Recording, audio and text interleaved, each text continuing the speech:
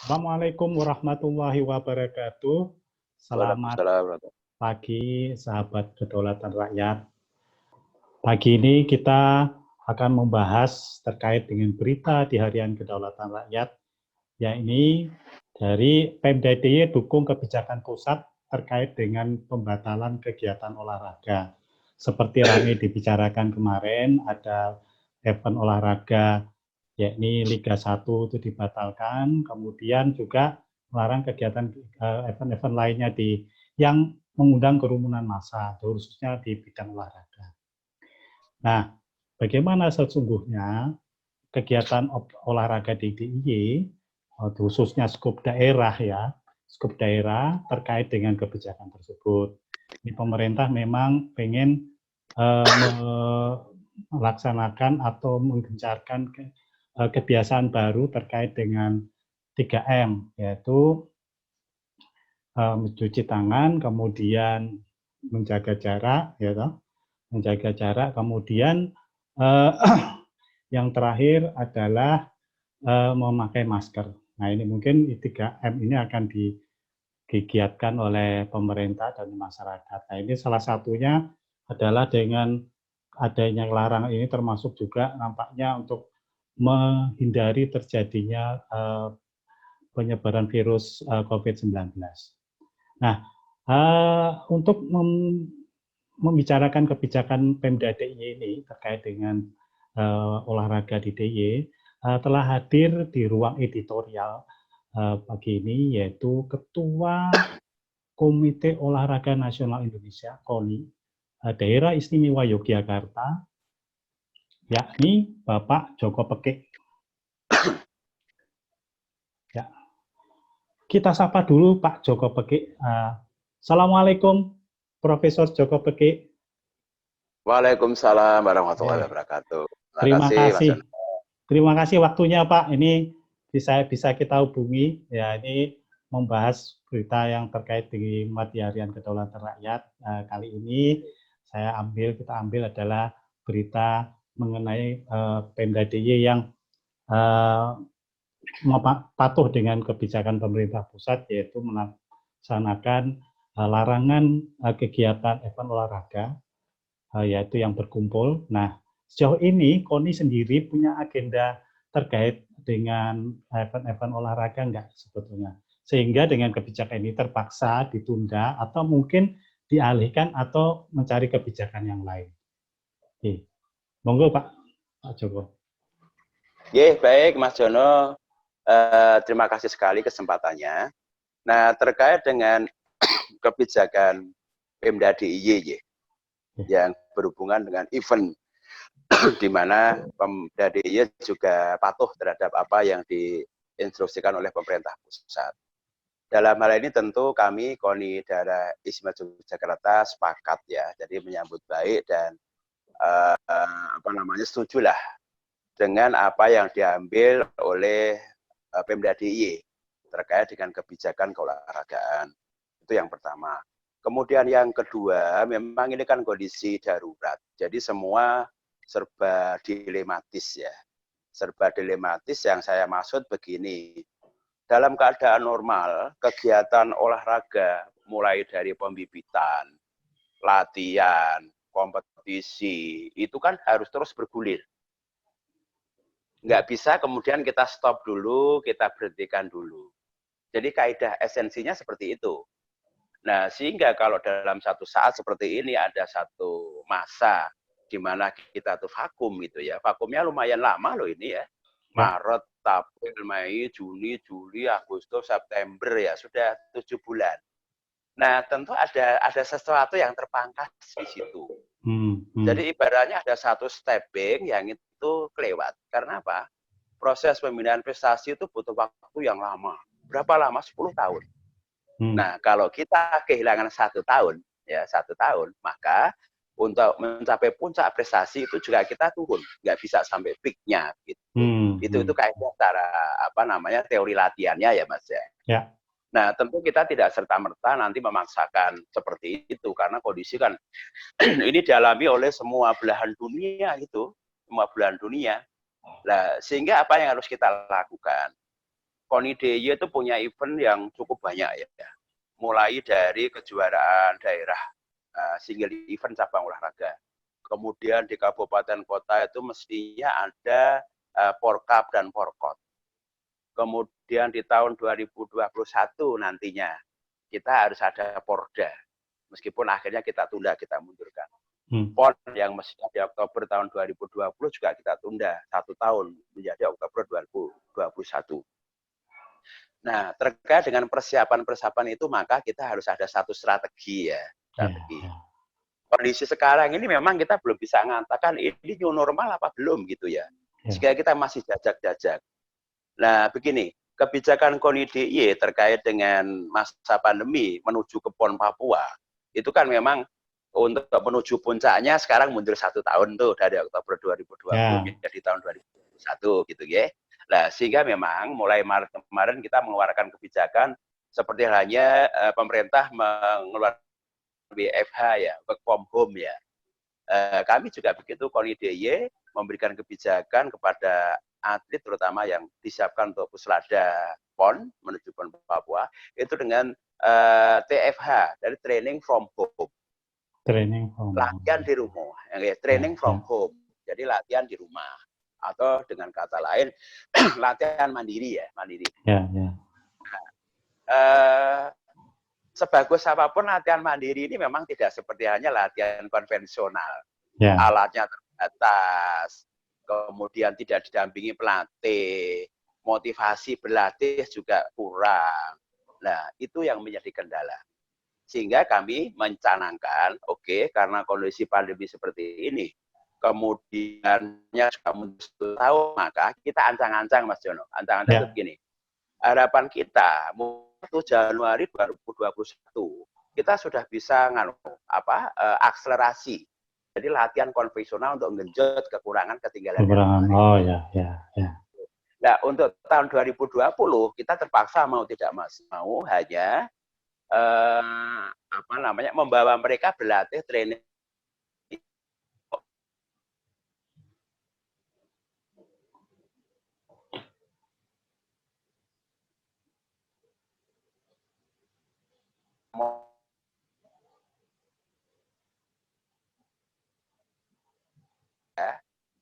ini kita posisinya hanya untuk mempertahankan, memaintain saja. Sehingga pada saat nanti Januari 2021 kita sudah bisa mulai lari lagi begitu. Itu kira-kira yang kita buat skemanya, Mas. Ya, Pak. Berarti ini kan kalau lihat program itu kan dalam tadi untuk penyusunan program itu ada bisa 1 tahun, bisa 1,5 tahun menurut Pak Joko tadi ya. Nah, ini kalau ini terpangkas 1,5 tahun, lebih dari setahun, berarti Januari itu kita restart ulang berarti latihan dari nol lagi kira-kira kalau tadi Januari 2021 Pak Joko. Iya, betul begini, betul. Itu ada namanya rescheduling program, ya. Karena kita sudah kemarin nyusun program, nanti puncak prestasi akan kita dapatkan di Oktober 2020, ya. Karena kita harus berhenti, maka kita buat program ulang. Dari dalam konteks prestasi itu kan ada 3 tahap ya. Periode persiapan umum, periode persiapan khusus, ada periode transisi. Nah, itu kita geser. Nanti mulai 2021 Januari harapan kita, Mas Dono, tidak berasal dari startnya 0, bukan. Bukan ya. Makanya kita memaintain ibaratnya orang mau lari itu sudah sekarang larinya timi-timi gitu ya, pelan-pelan gitu. Oleh sebab itu maka kemarin kami menghadap Pak Sekda. Pak Sekda memungkinkan nggak kalau fasilitas olahraga yang sekarang ini ditutup ya, Mandala Krida, Lapangan Kenari, Gor Among Rogo, Kidosono, kemudian di Bantul itu ada stadion sepatu roda. Oktober ini boleh kita mulai pakai apa enggak gitu. Nah, ternyata welcome dari pihak Sekda, Pemda itu welcome, hanya memang kami juga paham kondisi belum aman kan Covid toh. Kami mencoba untuk menggunakan khusus untuk atlet-atlet puslada dulu. Puslada persiapan PON, dan kalau kabupaten kota mungkin bisa dompleng juga untuk pemusatan latihan kabupaten kota menuju Porda yang akan datang. Prinsip pihak Pemda diizinkan, nah tentu kalau yang kita menggunakan fasilitas itu hanya atlet-atlet pusrada, kan jumlahnya nggak banyak. Nah, sehingga protap tadi yang panjenengan sampaikan 3M itu insya Allah bisa kita laksanakan secara disiplin. Nah, tentu inilah yang harus kita ambil. Mengapa? Dalam kondisi pandemi seperti ini tentu daerah mengalami hal yang sama ya. Jawa Timur sama, DKI sama, tapi begini, kita harus punya satu strategi. Oke, dalam kondisi yang sekarang tiarap semua, kita harus punya kiat bagaimana ibaratnya orang lari itu kita nyuri start, Mas. Ya. Nah, tentu nyuri start ini kan tentu harus ada risiko yang kita minimalkan. Karena apa? Kalau kita akan latihan secara konvensional, itu kan masih berbahaya di dalam konteks penyebaran corona. Sehingga kita akan mulai Oktober sebetulnya ya. Sebetulnya kemarin mulai pertengahan September, tapi karena perangkat untuk menyelenggarakan protokol itu di pihak Pemda masih diusahakan, sehingga harapan kita nanti di minggu-minggu Oktober ini kita sudah mulai bisa menggunakan fasilitas depan ke PON yang akan datang. Kira-kira itu skema yang kita bangun. Terus ini dalam rangka mencegah atlet-atlet kita, baik yang terutama yang ikut Puslada, atau bahkan mungkin seluruh atlet di DIY, Pak, terinfeksi virus, ini ada program dari KONI nggak kira-kira? Mungkin bisa dari bantuan pemerintah daerah atau dari pemerintah pusat. Selama ini kan bantuan kesehatan, pencegahan penyebaran terhadap COVID-19 ini kan sudah banyak nih. Nah, untuk yang atlet olahraga ini supaya mereka tidak terinfeksi, memang imun mereka mungkin tinggi ya, kalau olahragawan cepat. Tapi tentu kan tetap ada upaya pencegahannya tetap ya, supaya kalau sudah kena itu kan berarti dia mundur beberapa langkah lah persiapannya mungkin ya, karena harus memperbaiki fisik dan segala macam. Sejauh mana soal itu Pak, untuk pencegahannya, untuk yang terutama bantuan kesehatannya ya, pencegahan terhadap penyebaran COVID-19? Oke, begini, sejak pertama kali muncul pandemi Maret. Waktu itu kita sudah punya program untuk bagaimana bisa membantu atlet, khususnya untuk Puslada, karena keterbatasan anggaran kita. Kita mensupport waktu itu adalah nutrisi berupa susu, kemudian vitamin untuk bagaimana agar mereka terhindar dari COVID itu. Namun karena keterbatasan dan itu hanya berjalan kira-kira dua bulan lah gitu. Karena keterbatasan kami yang tidak ada anggaran khusus itu, maka kami menghimbau kepada para atlet dan pelatih. Yang sekarang ini kan atlet pelatih tetap kita berikan semacam honorarium bulanan ya Mas ya. Meskipun jumlahnya nggak banyak ya. Nah itu kita dorong agar dari Pemda sebetulnya lewat KONI ini manfaatkan untuk bagaimana mempertahankan dan meningkatkan. Nah, kemudian bulan kemarin dan bulan ini, alhamdulillah, sudah ada bantuan juga dari Kemenpora, Mas. Jadi, kita diminta untuk mengajukan tiap klub, Pemda, kemudian Pemcap, itu mengajukan bantuan ke Kemenpora, dan alhamdulillah sudah mulai dibagikan kemarin itu. Ada APD ya, ada hand sanitizer, ada masker, dan ada juga vitamin yang cukup bagus lah, yang kemarin banyak dicari orang. Alhamdulillah dapat, dan kita sudah sebarkan ke mereka. Nah, mudah-mudahan langkah ini yang nanti tentu akan bisa mendorong, terutama dalam hal ini memotivasi ya, agar bagaimana kondisi atlet itu bisa terjaga gitu ya. Itu kira-kira Pak Jono yang kita lakukan. Kalau sejauh ini ada nggak atlet kita atlet dari DIY yang mungkin terpapar COVID-19? Mudah-mudahan tidak ada ya Pak ya? Alhamdulillah tidak ada, karena terus kita pantau ya, kita pantau meskipun secara virtual. Mereka latihan di rumah, tapi tiap minggu paling enggak mereka laporan ke kita itu, termasuk kondisi kesehatannya. Alhamdulillah tidak ada. Kalau di KONI ada gugus tugas nggak untuk pencegahan COVID di kalangan atlet? Begini, kemarin pada saat kami menghadap Pak Sekda untuk menggunakan fasilitas Pemda ya, memang disarankan untuk membentuk tim gugus COVID ya. Tim itu kita ada, hanya tidak kita terus khusus tidak ya. Kita lekatkan fungsi ini pada pembinaan prestasi. Karena apa? Pembinaan prestasi itu kan mengawal proses pelatihan. Nah, satu di antaranya fungsinya adalah meyakinkan bahwa mereka para atlet yang sebetulnya sudah mulai beberapa latihan di luar ya, itu betul-betul taat azas, taat protokol, disiplin kesehatan. Itu yang kita sampaikan fungsi gugus tugas COVID ini kepada bidang pembinaan prestasi olahraga. Ya.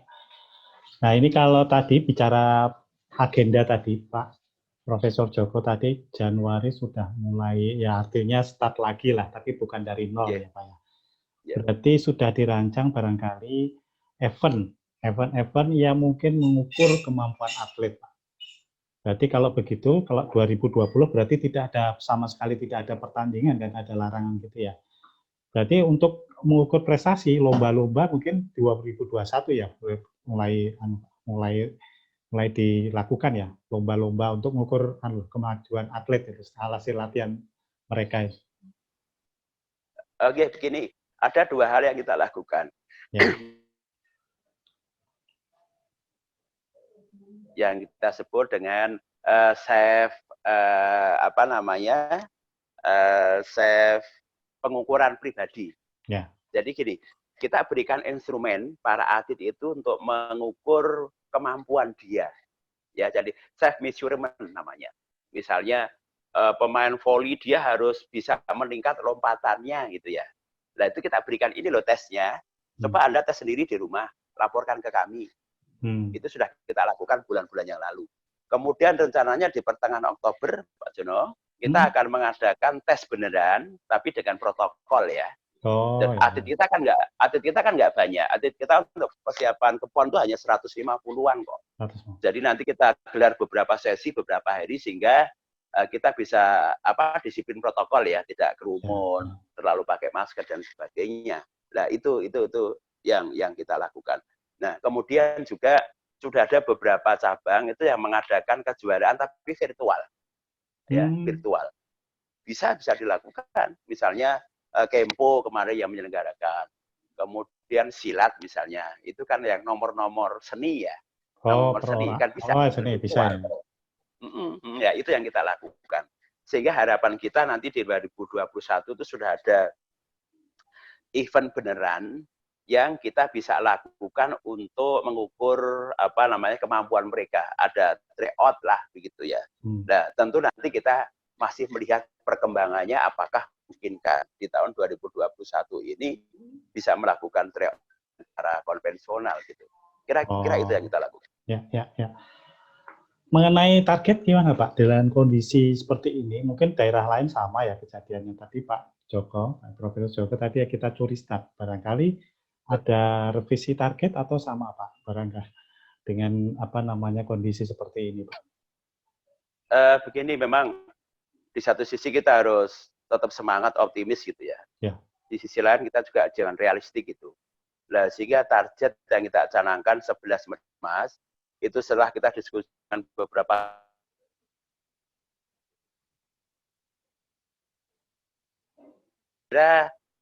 nomor yang atletnya kawal terus Mas. Kita harus bisa lebih mendorong lebih kencang dengan strategi khusus tadi yang saya sampaikan, apa itu nyuri start itu loh, nyuri start.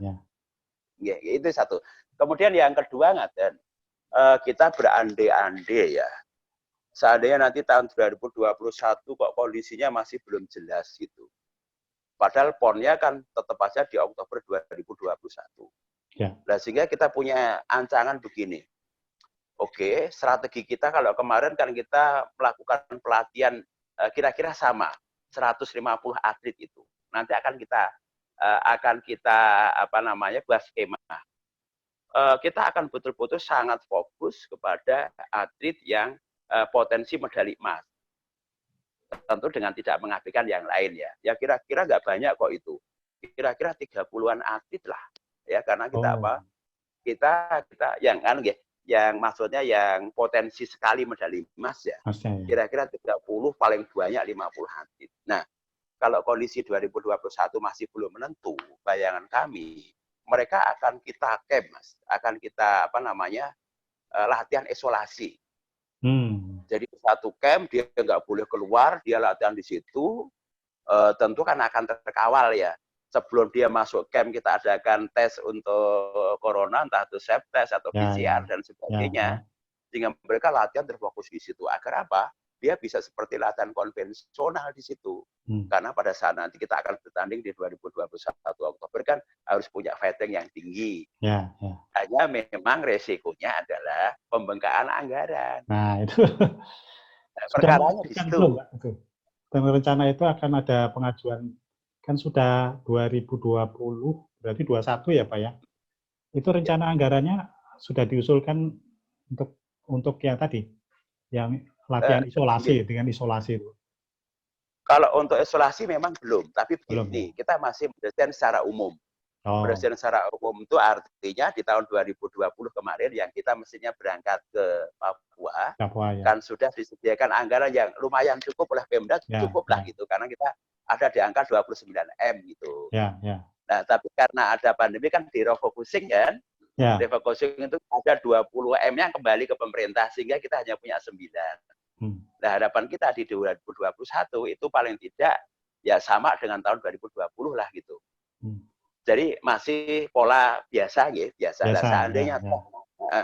seandainya nanti sudah disepakati, oh nanti kalau DIY tahun 2021 dapat sekian gitu ya, maka seandainya kita terpaksa harus mengkarantina mereka latihan secara terilustrasi, maka nanti akan kita merevisi penggunaan gitu. Penggunaan. Kira-kira itu yang kita lakukan. Ya memang kalau karantina anggarannya jadi membengkak ya. Iya, lah makannya kan harus kita sediakan, Mas. Iya, Kontrol kesehatan dan sebagainya. Ya.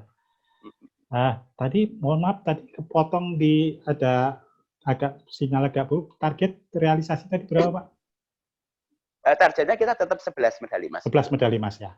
Tapi tadi akan difokuskan yang 30 atau 50 atlet betul-betul fokus medali emas itu akan lebih dikonsentrasikan lah, difokuskan untuk latihannya lagi gitu ya, Pak ya. Nah, betul, itu strategi kita. Karena memang dalam kondisi seperti ini nggak bisa terus kita mengandalkan semuanya. Karena kan kita punya 2 level lah atlet itu.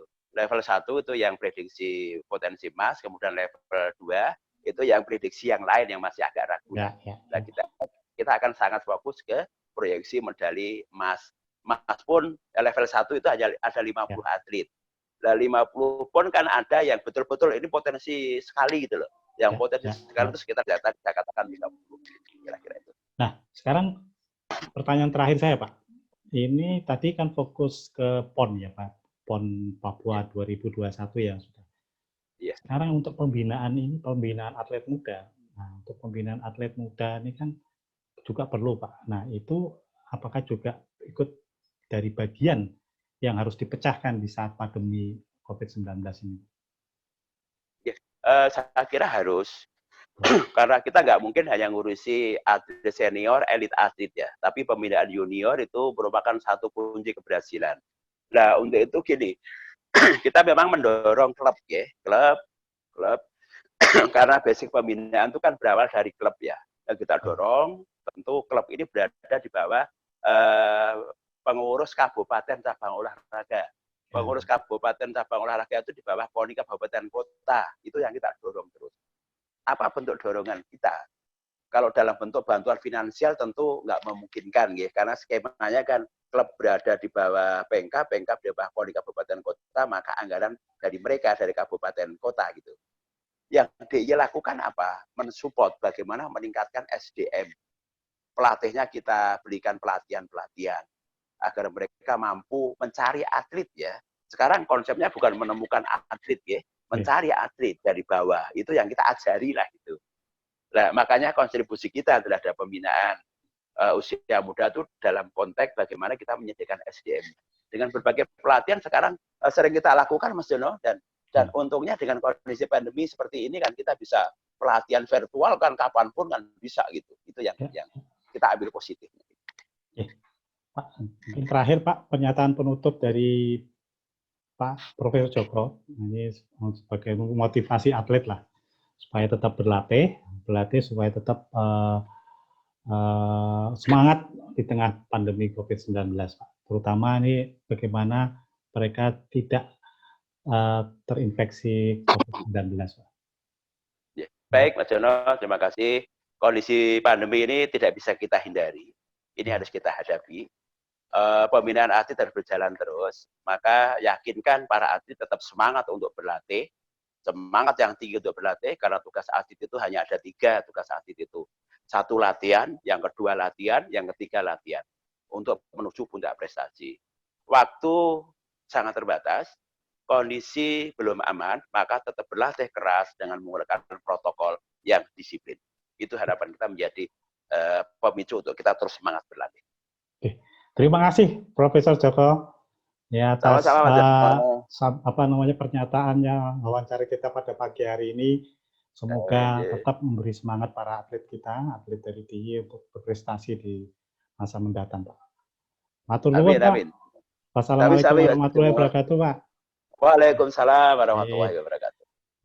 Para sahabat Kedaulatan Rakyat, demikian bincang-bincang kita dengan Profesor Joko Beke, Ketua KONI DIY. Sampai jumpa lagi dengan seri editorial selanjutnya. Pamit dulu. Wassalamualaikum warahmatullahi wabarakatuh.